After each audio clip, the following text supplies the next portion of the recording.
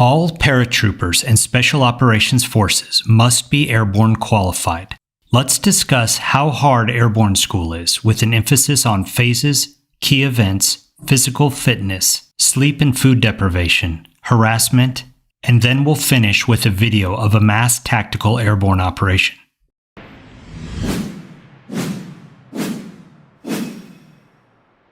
Despite all of my military accomplishments, whenever I would visit home, my father would introduce me to his friends with a reference to airborne school. And of course you remember my son, the paratrooper. Although airborne school was probably the easiest school I ever attended, to my dad and to thousands of other soldiers and their families, it was the highlight of my career. Let's start with phases.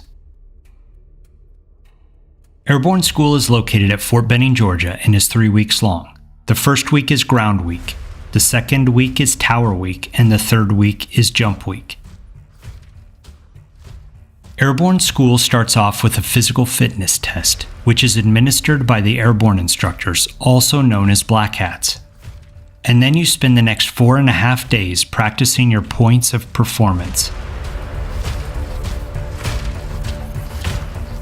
and what is called the PLF, or Parachute Landing Fall.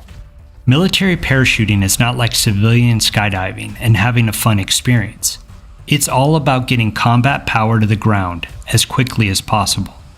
And because you fall quickly, you also land hard. And this is why it is so important to do a good PLF, or Parachute Landing Fall. You will practice PLFs all day.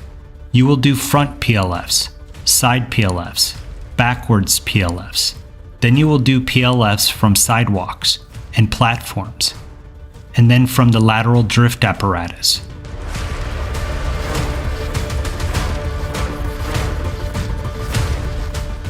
If you don't break your ankle or hurt your back and knees from doing hundreds of these PLFs, you also get to learn how to put on a parachute.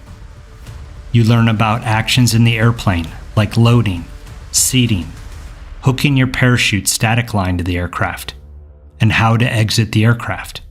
Even though it's a tower, and this is technically ground week, you also get to jump out of the 34-foot tower. During the second week of airborne school, you will jump out of the 34-foot tower many more times. You also get to practice your PLF some more via the swing landing trainer. This is where motivated airborne students get to swing from a platform, and then the cadre releases them to the ground so they can practice their PLFs.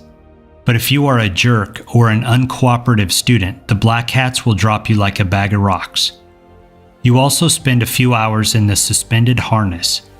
And finally, if the weather cooperates, you are put into a parachute, hoisted up 250 feet, and released to fall to the ground and again practice your PLF. The third week of airborne school is the only fun week. This is because you get to jump. Depending on the weather, you will jump 5 times in order to graduate. 3 jumps are Hollywood, meaning without combat gear. 2 are with combat gear and a rifle. Your first 4 jumps are at daytime, and your last jump is at night. Combat equipment. Let's move on to physical fitness. Every day at airborne school, you will do morning PT. I remember PT being very easy, and for sure it was old school stretching, calisthenics, and a 3 to 4 mile run.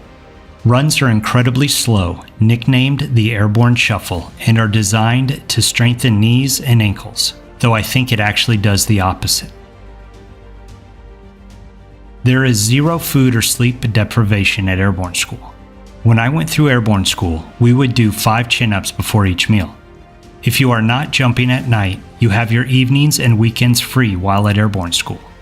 I remember PT formation being very early, like 5 or 5:30, but I also remember being released to clean barracks at 1800.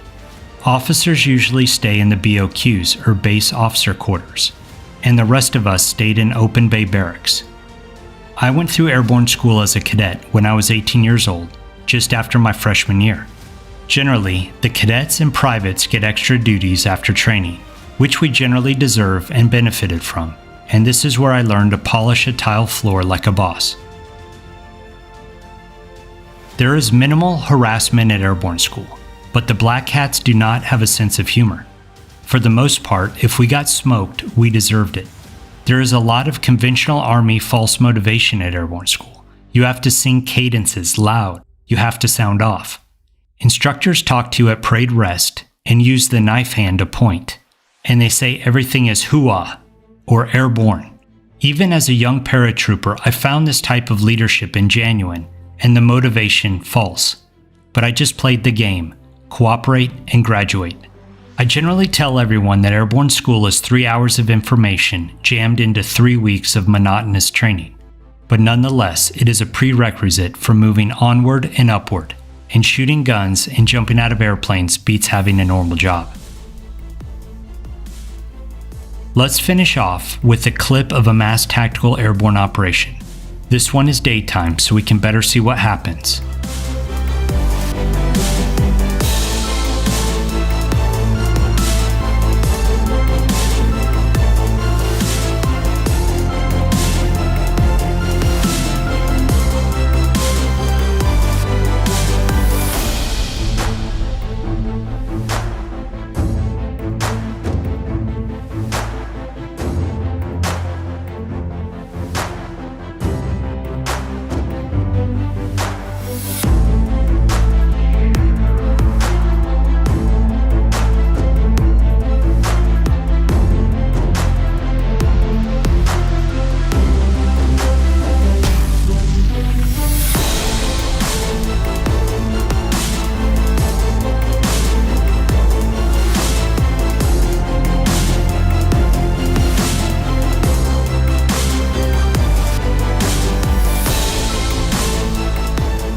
Never forget that airborne is not the mission itself. It is simply a way to get to work, a way to get to the battlefield. The real mission starts once you land. Okay, there you have it, an executive summary of airborne school. Let me know what I missed or what has changed in the comments below. Please like and subscribe if you want to join my Life as a Special Operations team. And don't forget to forward this video to a friend who needs to see this. Life is a special operation. Are you ready for it?